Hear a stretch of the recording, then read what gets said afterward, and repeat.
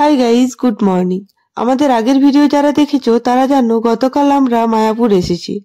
আমরা এখন যাচ্ছি গোশালায়, দেখতেই পাচ্ছ সিঁড়ি দিয়ে উপরে উঠে গেলাম, হচ্ছে গোশালা। আর রাত্রে ইস্কন মন্দিরের ভেতর শ্রুতি ভবনে স্টে করে কুয়াশার মধ্যেই সকাল সকাল আমি, মা আর দীপ মিলে বেরিয়ে পড়েছি গোশালার উদ্দেশ্যে। এখানে না প্রচুর ধরনের গাই গরু আছে। কি লক্ষ্মীমন্ত গাইগুলো দেখো একবার, আর কি সুন্দর আদর খাচ্ছে। একটা সময় না আমাদের বাড়িতেও প্রচুর গাই ছিল, আর যখন ছোট্ট পুচকু বাছুর হতো, এড়ে কিংবা বকনা যাই হোক, ওদের সাথে খেলা করতে কি ভালো যে লাগতো। আর বেশ সুন্দর কয়েকটা গরুর গাড়িও আছে এখানে, সেগুলোও তোমরা দেখতে পাবে এই ভিডিওতে। আর এখানে 100 টাকা ডোনেশন দিলে এরকম 5টা লাড্ডু টাইপ গরুর খাবার পেয়ে যাবে, এবং সেগুলো তোমরা নিজের হাতেও গরুকে খাওয়াতে পারো। হ্যাঁ, ও সিং নেই তো তার জন্য তুমি ভয় পাচ্ছ না, তুমি যত ইচ্ছা আদর করছো ওকে। সিংটায় হাত দাও, সিংটায় রেগে যাবে। এখানে গায়ের টাটকা দুধ থেকে ঘি, নানান রকমের স্বাদে ভরা খাবার তৈরি হয়, আর সেগুলো এখানেরই দোকানে বিক্রি করা হয়। আমরা এখানে খেয়েছিলাম ভীষণ টেস্টি ক্ষীর আর মালপোয়া। বিশ্বাস করো, এতগুলো দিন আগে খেয়েছি, বাট এখনো যেন তার স্বাদ মুখে লেগে আছে। আর এই হচ্ছে সেই গরুর গাড়ি, যেটাতে আরামসে 15 জন বসতে পারা যায়। সুন্দর না গাড়িটা, বলো?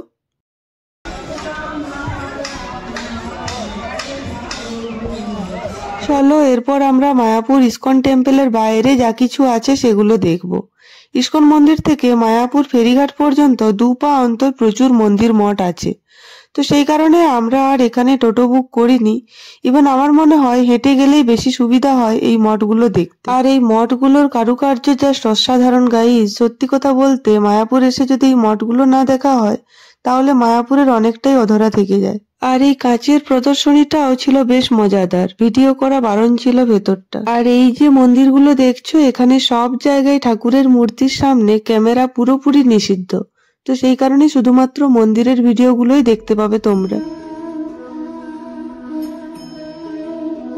মায়াপুরে রাধাকুণ্ড, শ্যামকুণ্ড দুটোই পাশাপাশি আছে, তো এই জায়গাটাও দেখতে অসাধারণ। আর এখনো রোদ্দুর ওঠেনি, দেখতেই পাচ্ছ পুরো কুয়াশাচ্ছন্ন হয়ে আছে চারিদিকটা, আর সেই কারণে হয়তো রাধাকুণ্ড, শ্যামকুণ্ড আরো বেশি সুন্দর লাগছে দেখতে। এই যে জায়গাটা এখন দেখছো, এটা হচ্ছে শ্যামকুণ্ডের সামনের এরিয়া। এখানে প্রচুর ছোট ছোট মাছ আছে। আর এই যে বাক্সবন্দি হোয়াইট স্ট্রাকচারের মন্দিরটা দেখছো, এই একই আদলে এখানে একটা মন্দির প্রতিষ্ঠার কাজ চলছে। ভিডিও দেখে আশা করি বোঝা যাচ্ছে সেটা। আমাদের রাজ্যেই নদীয়ার মায়াপুরে যে এত মন্দিরের সম্ভার আছে তা সত্যি জানা ছিল না।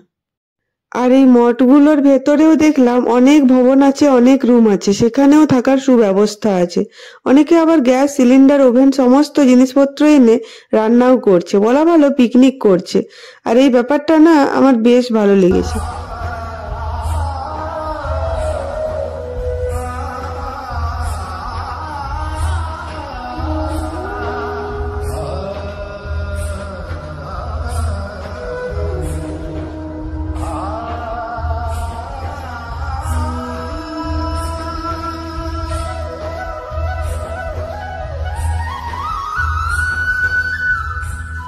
মায়াপুর ইস্কন টেম্পলের ভেতরের কয়েকটা ভবনের সাইনবোর্ড এখানে আমি দিয়ে দিলাম। এখান থেকে মোবাইল নম্বর সংগ্রহ করে নিতে পারো। এছাড়া ডিসক্রিপশন বক্সেও সমস্ত ভবনের মোবাইল নাম্বার দেওয়া আছে, চেক করে নিতে পারো। আর হ্যাঁ, এখানেই আমাদের মায়াপুর ভ্রমণ শেষ, বাট শুরু হলো নবদ্বীপ ভ্রমণ। আমাদের সাথে নবদ্বীপ ভ্রমণ করতে চাইলে দেখতে হবে আমাদের নেক্সট ব্লগ। সঙ্গে থেকেও ভালো লাগলে লাইক, কমেন্ট, শেয়ার করে দিও, সাবস্ক্রাইব করে দিও আমাদের চ্যানেল। বাই।